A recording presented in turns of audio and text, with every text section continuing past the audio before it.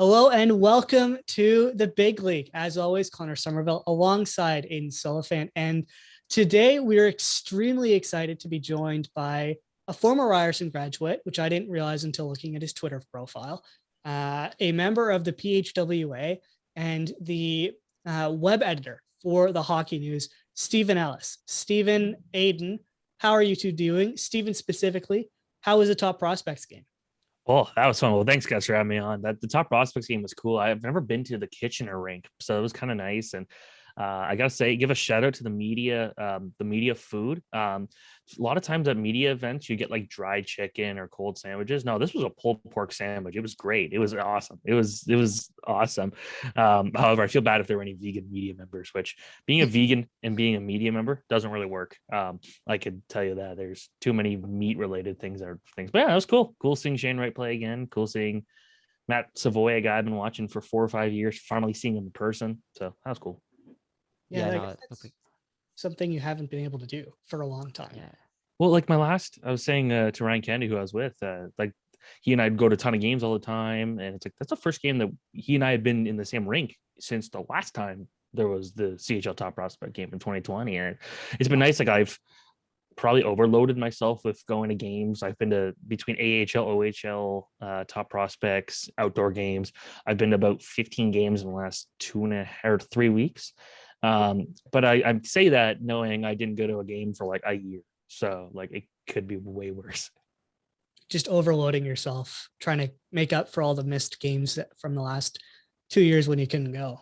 Exactly. Like and even before that, when I lived down in Calgary, I lived down in Calgary for like 8 or 9 months and I went to a whopping 2 games total. And it's like, it's, just hockey's hockey. It's fun. I do a lot of photography at games, and at a recent Marlies game, I had my camera lens hit by a puck. It's currently sitting in a repair shop, where the repair shop asked if I was being followed by any gang members this morning. That was a new one. That was not what I was expecting. But anyways, that's going to be probably about $1,000 fix I wasn't looking forward to. Ouch. For reference, I was not being followed by any gang members. I don't know why I was asked that. Do you know who shot the puck? That was no, it was warm up, and I was in the crowd just kind of sitting there. I wasn't at one of the photo spots. I don't know who it was. Oh man. Okay, so you can't give a bill to a Marlies player then. No, but I did have another lens broken by Dylan Strome at the World Juniors a few years ago, and I wasn't thrilled about that because it was a loaner lens. It wasn't mine. I had to pay it all out. That's camera lenses are not cheap. That was $2,000. Oh God. And I was in university then, just for reference. Like it was just think of the financial hit that took. That's true. Yeah, that's not fun. This is why you do audio things, because you don't have to deal with the lenses. Okay. Photography is so much fun, and I recommend absolutely nobody get into it. It sucks. I used to do concert photography in university, and it's like, you know what? I like my hands. I like my cameras. I put money into this. Let's not have it smashed by some mosh pit. Because I would go and take photos and videos of punk and metal concerts. And it's like, well, when you want to get good photos, you got to get really close to the stage, but you also got to get into the crowd, and not a place you want to bring a camera. Definitely not. That sounds like brutal. Aiden, how are you doing? Doing good. Can't complain. I didn't go to a Prospects game last night, but I got to stay home. I watched the Leafs play. Giordano make his debut. Blackwell looked good as well. So yeah, hockey is in full effect here, and it's the playoff run. So it's exciting times. Amazing. So yeah, that's going to be really the focus for this show. The trade deadline was obviously very recently. And what we want to do, because everybody always does this, is they go in, they analyze trades. Who won, who lost, did he get good value? I want to look at it from a different perspective, and I want to analyze it in terms of how the divisions have changed. What have the balances of power changed? And some divisions, it's going to be more of a discussion than others. Like the Atlantic is going to be likely in depth because everybody bought, whereas the Metro probably won't go into as much detail because there weren't as many moves. But I want to start with the Atlantic because Aiden, you're a Leafs fan. Steven, you're a Habs fan. So good balance of power here. I'll run through the players that were added by each team, and then I'll let you two guys do your thing. But the Panthers, they added Ben Sharat, Claude Giroux, Robert Hagg. They subtracted Owen Tippett, who was in the NHL, and Frank Vetrano. we forget that trade happened because it was like a week ago. Lightning added Nick Paul, Brendan Hagel, lost Matthew Joseph, Taylor Radish, and Boris Kachuk. The Leafs, obviously, Giordano Blackwell, as you mentioned, Aiden, and Ilya Babushkin, kind of, although that was a while ago. I'll include it anyways. And they subtracted Travis Dermott, and I guess we can include Nick Ritchie. And if you really want to, Harry Sateri, if that even counts. And Alex Biega. Alex Biega yeah. probably wasn't getting a shot. But And they added Phil Myers. They did add Philip Myers, which is a very yeah. and that was post-trade deadline too, which I don't know how that works. I guess AHL has different rules than NHL. Well, a friend of mine was trying to buy he bought the new Leafs jersey that came out, and I tried to convince him to get Harry Sateri on the back. Wouldn't do it. No number, but yeah, in the AHL for Myers, it's like a loan, but like he wouldn't play for either team in the playoffs because Philly's not going to the playoffs. In Toronto, he wouldn't be eligible, so that's kind of how that works. Yeah, so confusing CBA stuff. It's like the NHL doesn't know how to run itself. And we'll get into that later for sure. Bruins added Hampus Lindholm and Josh Brown from the Sens, subtracted Zach Senyshyn and Urho Vakanainen. Red Wings added Oscar Sundqvist, Jake Wallman, subtracted Troy Stetcher, Luke Witkowski, Nick Leddy, and Vlad Nemestikov, which I think went under the radar a little bit. I didn't even see that on deadline day. The Sabres, they didn't add anyone. They subtracted Robert Hagg. Now we're getting into the boring stuff. And then the Senators added Travis Hamonic, because of course they did, and Zach Senyshyn, subtracted Zach Sanford, Matthew Joseph, and Nick Paul. And finally, the Montreal Canadiens added Justin Barron and Emil Heineman, subtracted Ben Sherratt, Arturi Lehkonen, Brett Kulak, Tyler Toffoli. After I ran through all of those names, I'm going to start with you, Steven. How much has the balance of power shifted in the Atlantic? Do you think somebody's really pulled ahead of the pack, or are the top four teams in Panthers, Lightning, Leafs, Bruins sort of staying in the same echelon, I guess? I guess it's just kind of how you view it. I think every team addressed what they needed to do. I still argue the Leafs did not necessarily need to get a goalie, because the way you just got to look at it is that Jack Campbell said he was playing hurt for a little bit. Let's just hope that's why he played so bad, because when he's healthy, we know how good he is. So there's that. But obviously Florida, Tampa Bay added some skill, they added some strength, they added some scoring depth, and that really worked for both those teams. And so I don't think much changes there. And of course, Toronto, Giordano, I really like Blackwell. I think that's a very underrated addition there. And they didn't have to really give up anything key. And that was the thing there for Florida, Tampa, and Toronto. They didn't have to give away any key assets on their current roster. So they just improved without really hurting the future or anything. And the Giroux trade in particular for Florida, obviously a huge one there. I do like the Ben Sherratt trade there. I know a lot of people said it was a big, you had to pay a lot for that, but to me that says, you know what, the prospect they traded, Ty Smilanic, is just an okay prospect. That first round pick probably wasn't going to be much. For as good as the 2022 draft is, the talent kind of falls off after pick 20. So assuming they don't get eliminated in the first round, I'm not too concerned if I'm them.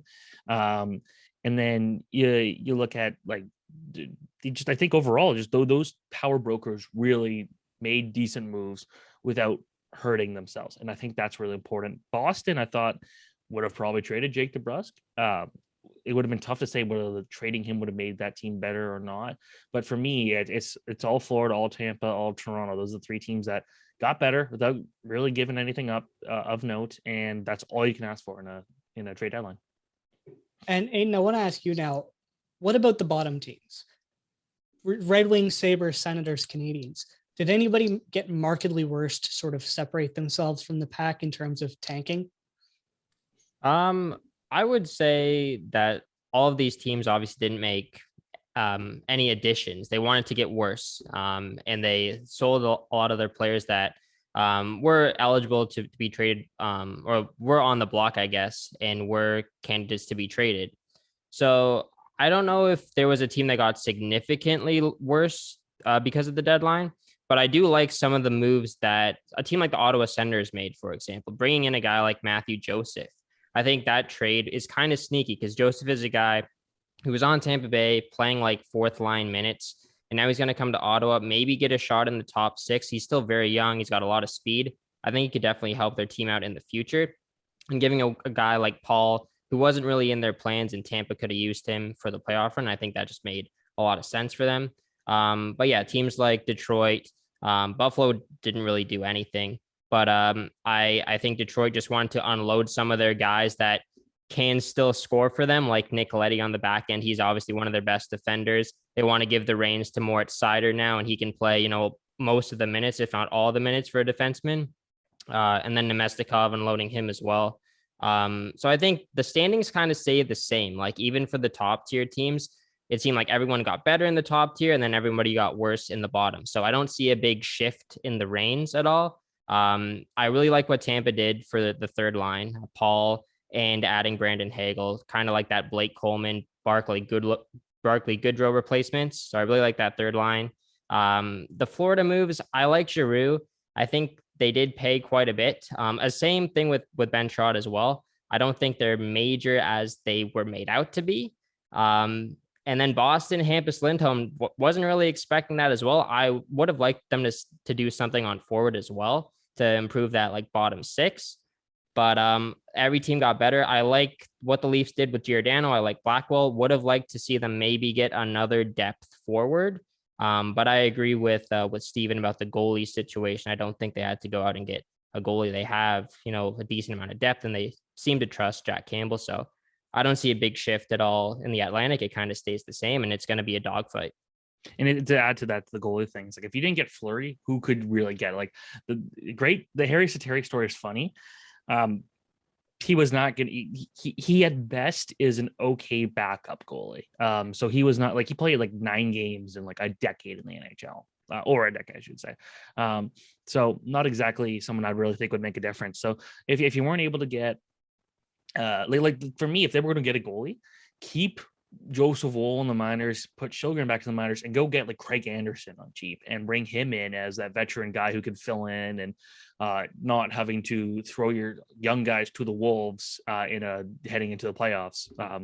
But to me, I was surprised Craig Anderson wasn't moved, speaking of the Buffalo Sabres. But overall, like I think that when it comes to that, it's like if there's no better goalie option, you just don't make a move. And I think they made the right call there. Yeah, my dream was James Reimer because I'm a James Reimer fanboy, me and Steve Dangle. But unfortunately, that never materialized. And then he went on to have a great game in their first game after the trade deadline. So that's fun. But speaking of goalies, Florida, they've got Brzgalov and Spencer Bobrovsky. Bobrovsky. And why did I say similar names?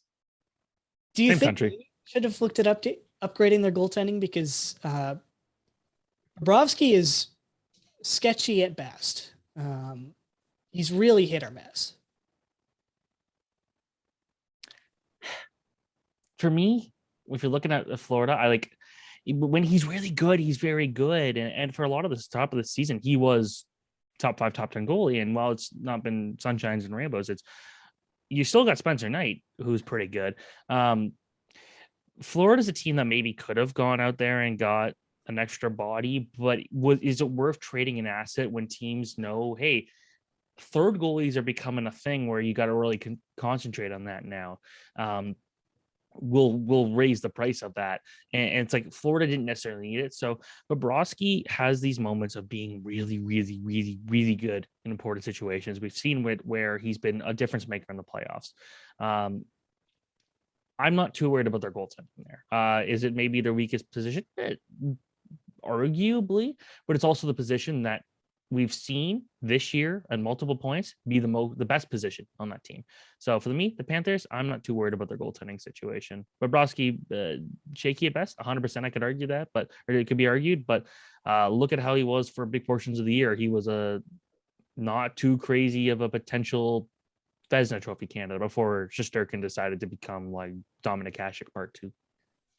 Yeah, I agree with that completely. Like, and as you said before, it's like if you're not getting Fleury, then like who else really is there to get in and add to your team? And I believe in Bobrovsky, kinda, but also Spencer Knight as well, right? He's a good backup guy if things go sour in the playoffs for Sergei. And also, like, this isn't a situation like the Leafs, because Florida's D core is pretty darn good, like 1 through 6 as well. And that's going to help out goaltending as well, especially come playoff time. So I don't think that Florida really needed to add there. Maybe they could have gotten a depth guy, but I don't see that they had to do that. As long as Aaron Ekblad's happy, healthy, and happy, I fully agree with you. Let's go to another team that has question marks in goal.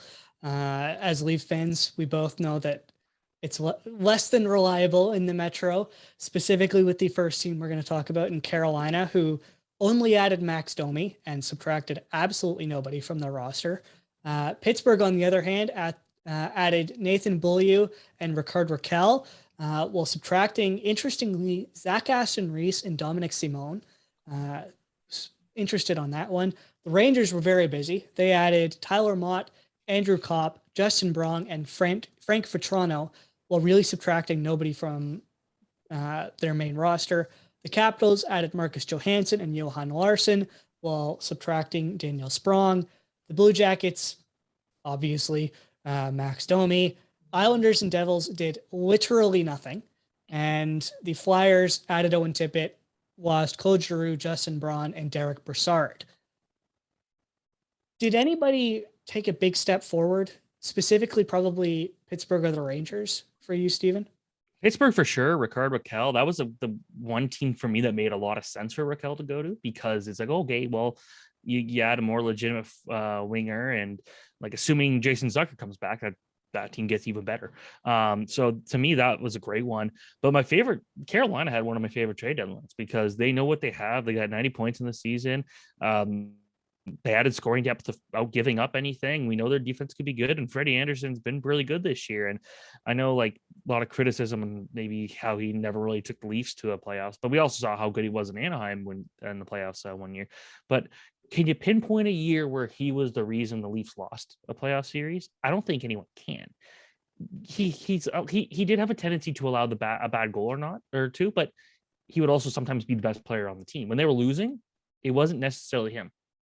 And so like, look at how they lost to Montreal. He wasn't even the goalie. So I think that's a team there that I love what they did, which was not much. And you don't mess with the core that's working, and you throw in a guy like Domi, who has probably now he doesn't have to be that guy. In Columbus he did, in Arizona he did, and to a point in Montreal he did. Now in Carolina he could just kind of go under the radar, be like a third line player, and be a really good third line player. So to me, I think that worked. So I'm happy with what they did, but no team really made a huge change. Like, as Ricard Raquel is good for Pittsburgh, it's like we saw in the Atlantic, there was bigger and more exciting moves over there. What about you, Aiden? Yeah, I think personally, I do think that maybe Carolina could have added some more depth on forward. Like, I'm looking at their team right now, and it seems to be mostly skilled based. And I think they could have added a bit more grit to their bottom six for the playoff run. And Domi will definitely add you some grit, but it's Domi. He's a wild card. You don't really know what kind of player you're going to get. The one team that really sticks out to me is the Rangers. And, the Rangers heading into this season weren't really too sure how they were going to be. And Shesterkin's kind of, taken the reins there and led them to the spot in the standings that they are in right now, and made them a big juggernaut in the Eastern Conference. Then obviously Zibanejad, Fox, Panarin have had great seasons as well. And they wanted to go all in at the deadline. So that's why they got in some playoff type players like Tyler Mott, right, to their team. Fourth line guy, Andrew Kopp, as well, as has a bit of grittiness to him that can play second line. He can play third line if you want, put him on the top line as well. Power play, penalty kill. I think that's another great add. Even Frank Vetrano's a good depth scoring piece. He's got a great shot. And then Justin Braun, just some experience on the backhand as well, I think can definitely come in handy for the Rangers in a stretch run, especially for defense. A lot of defensemen get hurt in the playoffs. You kind of need a bit more depth.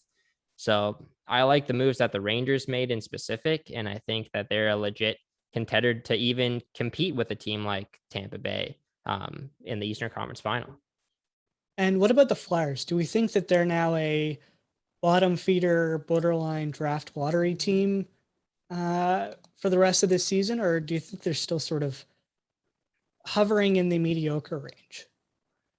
Well, they got the 51 points, so they aren't even technically last in their own division. But who are their centers right now? Kevin Hayes and like nobody. Like, did they even have any other legitimate like centermen in there on that team? Yeah, this what a disaster this was when we were looking at like 2-3 years ago as them being a real Stanley Cup contender, and just everything fell apart so quickly, and some of it out of their control, like players not kind of like Nolan Patrick not becoming what it was, Phil Myers not becoming what he was hoping to be, but I don't think anyone expected it to be this bad, and it's brutal. So they didn't get a ton for Claude Giroux, and I know that's been the whole topic, but it's like at the same time, A, he's 34, A, he's an unrestricted free agent, and for B, he's an unrestricted free agent, and C, he's also only wanted to go to one team, and that kind of hurt the negotiations. He only wanted to go to Florida. Okay, well, then there's no bidding war. It's we'll just take the bare minimum we'll offer you, and that way you get something out of it. And so I'd say, yeah, definitely it's going to hurt them, but I still think they've had almost too much success this year where they're ahead of Montreal, they're ahead of Ottawa, they're ahead of Arizona, they're ahead of Seattle. There's about a bunch of competition there. All right, let's go to the Central now, because this is another one of those interesting divisions, but there wasn't a ton done apart from really two teams. Those being the Avalanche, who added Josh Manson, Arturi Lehkonen, and Andrew Cogliano. The Blues added Nick Leddy. That was about it. They lost Oscar Sundqvist and Jake Wallman also in that trade. And the Wild, who added Nicolas Deslauriers, Marc-Andre Fleury, and lost Kaapo Kähkönen. But it's basically a straight swap of Fleury for Kähkönen, which is pretty good. The Preds added Jeremy Lauzon for a very expensive price. The Stars added Vlad Nemestikov. The Jets made a lot of moves. They brought back Mason Appleton. They brought in Zach Sanford and Morgan Barron while subtracting Andrew Kopp, Nathan Beaulieu, and Brian Little's money, but that doesn't mean much. Chicago added Taylor Radish and Boris Kachuk while subtracting Brandon Hagel, Fleury, and Carpenter. And then Arizona are really trying to hit the cap floor by adding Brian Little and Jack McBain while subtracting Johan Larson and Scott Wedgwood and Riley Nash, which I don't think a lot of people saw either. Did the Avalanche pull ahead of the pack, or are the Blues and Wild still holding strong with them? I'll actually say, well, I just want to make one comment. My favorite trade actually did come in this division. And could you guess which one it was? Cheating, I'm going to say probably Fleury. Nope. No. Jeremy Lauzon? It was that Brian Little trade. Really? Because of one player in particular, Nathan Smith. Nathan Smith is, to me, I'd say maybe better potential than Jack McBain, and that's saying something because I've watched Jack McBain play since he was a minor midget player. Like I've followed his career closely. Nathan Smith he almost had 50 points this year in the NCAA, which is pretty impressive. He played in the Olympics. He was good at the Olympics. He's someone where he almost immediately can be a middle six player for the Coyotes and be a play driver. He's a really good playmaker. He proved that early points during his career, especially in the USHL, he could put up a lot of goals. But his thing is a speedy, skilled playmaker, and he also just a guy that just really quick moves in tight spaces. So I think there's a lot of talent there. I really like him as a prospect, and McBain too. So Arizona looks really good, and they didn't really have to give up anything to make that happen. But in terms of kind of what that division is going to look like now, Colorado to me is still like the team in the West that's going to go all the way to the final. I still pick Tampa Bay to be my cup favorite. I don't like to change it even after trades. I just kind of stick with who I picked all year. But Colorado looks good. They added some scoring depth. They added just depth in general, which is really important. St. Louis made some good moves. Minnesota, now they got one of the better goalies in this division when he's playing really well. I don't think anything's really going to be shaken up too much there. But maybe Nashville probably could have done a bit more. But overall, I still think Colorado's the team to beat there. We can't underestimate their addition of Alex Biega, but oh, that's true. My bad. Yeah, they probably would have liked a little bit more from them. What do you think, Aiden? I mean, I agree with that. I think Colorado is still kind of the front runner there. I would have liked to see maybe a team like St. Louis do a bit more. I know they got Nick Leddy, but is that really going to make, a big impact for them? I don't think so. And the competition in that division, you have to just beat Colorado. And I don't see another team coming close to doing that. And I love the moves that they made. Like, even if they didn't make any moves at the deadline, I really like them and their chances to make the cup final this year. And anything can happen in the playoffs, obviously, but on paper, they look set for a Stanley Cup matchup. But just to add Lehkonen, I think he played on the fourth line last night, which is just ridiculous because he's third line, at minimum. And he's a great defensive forward. He's going to be great on the penalty kill for them, which is great. Cogliano adds a lot of experience to their team, fourth line guy as well. Can still skate pretty well. He's still pretty fast. And then Josh Manson, like, if their deep core wasn't good enough, they get one of the best, defensemen in the league as well. So they're loading up, and I can't see them losing. And they could lose because anything can happen in the Stanley Cup playoffs, but they're going to be really tough to beat. So it would have been nice to see a team like St. Louis try and, add a few more pieces and try and compete there, or Nashville even, right? Because they've looked good so far this season, but they didn't make the moves that will equal the moves that Colorado made. Yeah, and they're going to have a very tough out in a team in the next division, the Pacific, in our first one being Calgary, who added Cal Yarncroke, Tyler Toffoli, and Ryan Carpenter, while not really losing anybody in any of those trades. The Kings didn't do much. They added Troy Stetcher. That was about it. Edmonton added Brett Kulak and Derek Brassard. Vegas didn't do anything because their trade fell through, thanks to one of the weirdest situations I've ever seen in hockey.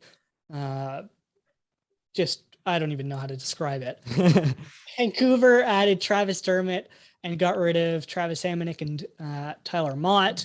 Anaheim were very busy. They got Dominic Simon, Zach Aston Reese, Urho Vakanainen, while subtracting Ricard Raquel, Josh Manson, Hampus Lindholm, and Nicholas Delorier. And then San Jose added Capo Kakinen while subtracting Jacob Middleton and Andrew Cogliano. And Seattle added Daniel Sprong and Victor Rask, which a lot of people didn't see, and subtracting Calle Yarncroke, Mark Giordano, Colin Blackwell, Jeremy Lozon, Marcus Johansson, and Mason Appleton. Is Calgary number 2 definitively in the West now, or are they still sort of in the rest of the pack? They're number 2. My favorite trade deadline, though, of any team outside of maybe Carolina, Seattle, mostly because they 34 draft picks over the next 3 seasons. Unbelievable. You can't screw that one up. Like, even if you try, that's deathwards. Now they're going to absolutely blow it. But like, you got 2 unbelievable drafts coming up. You can either use those picks and have 25 in the next 2 years and really benefit off that, or you trade some of them off and you get some good assets out of there. So love what they did. But with Calgary, they just got better. And a team that was already that good, just getting better like that. I think that team's just, when you look at the Flames when they won the conference a couple years ago, the Western Conference regular season, and then they fell completely flat. There's that risk of that again. But I think this team, a lot of that core was on that group. You look at Kachuk, you look at you look at Cujo, guys like that. Some of those core members were there. They were part of that group. They'll learn from it. Still not my favorite defensive core in the entire NHL. Maybe they could have gone out there and added a bit more to that. But in general, I think that they got a group where they're confident in it. They made it better. And again, just kind of like Toronto, that's all you can ask for. Calle Yarncroke, a really good pickup there. And we know how good like guys like Mangiapane's been this year. Toffoli a couple of weeks ago, bringing him in. They're just adding more scoring depth. This is a team that could really run 3 lines and be dangerous. And that's good. So to me, number 2 for sure. What about you, Aiden? Yeah, no, I agree with both of those points. I like what Seattle did a lot. And I don't know if this is what they plan to do in their first year in the NHL, but it's a great first year. If they weren't contending, then this is the best case scenario to trade away all the guys that you got and just acquire picks back. And it's going to set them up really nicely for the next, few drafts.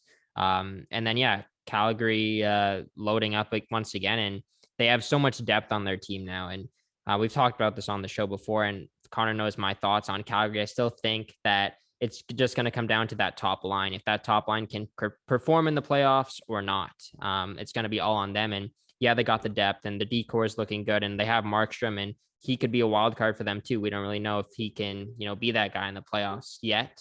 But yeah, I like the moves that they made. Toffoli is a great ad. Daryl Sutter knows him really well. I love what Sutter's done with the team as well. Carpenter as well, another depth guy that can really help them out on the bottom line. So they're going to be a contender once again, but I don't see any team touching Colorado, though. They're just too good. Speaking of touching Colorado, by the way, I want to know a list we'll go with. No explanation. I just want a list. Who turned themselves into Stanley Cup contenders from what they've done in the trade deadline? Oh, That's tough. see, that's the thing. I don't know if any team really rocketed up. Like, it was a lot of trades this year, but I don't know if there's any team that really changed. Like, to me, I'm looking at Boston as being this team that's like, okay, I'm liking them, and part of that is because of just now I got a bit more faith in it. Now that we've seen Jeremy Swayman a bit more, I feel more faith in that team. But then you make the defense better. You bring in a guy like Hampus Lindholm, you put Josh Brown as more a depth guy. I think that team's a tougher team to play against now. So they're more of a contender, but they play in a division that's got Florida and Toronto and Tampa, and that's a tough one for sure. So I like what they did, but also Minnesota, one of their biggest Achilles heel has been the inconsistent goaltending. Well, Cam Talbot's playing really good right now. And then you bring in Marc-Andre Fleury.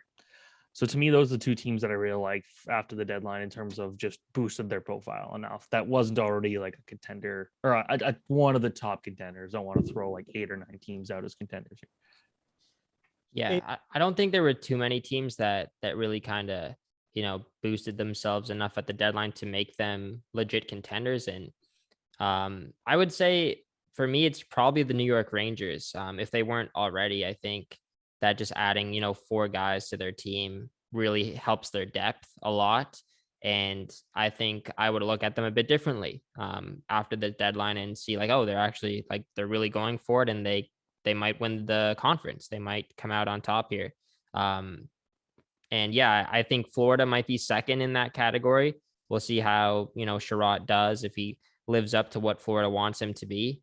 And same with Giroux as well. Like, those are the 2 teams that I'll look at for sure. And I mean, Tampa was already a Stanley Cup contender, but just getting Paul and Hagel as well is huge for them. But I wish I could say the Leafs, Connor, but I'm still waiting on the day where, the trade deadline passes and I can look at the Leafs and say, they're a cup contending team.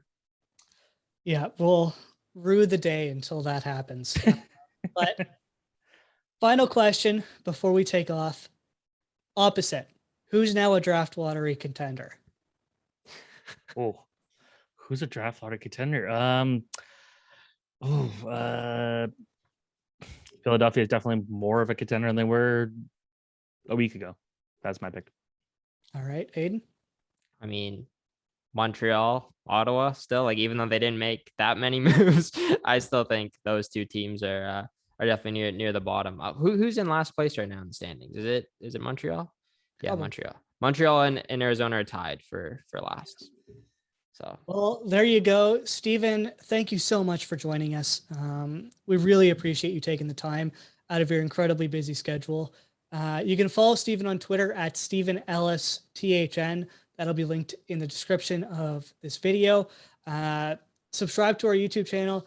Go check out the hockey news, obviously. Check out all of our social medias, like the video, that fun stuff. Check out Aiden's podcast, the Unlimited podcast. Check out my podcast, the MLS Multiplex podcast.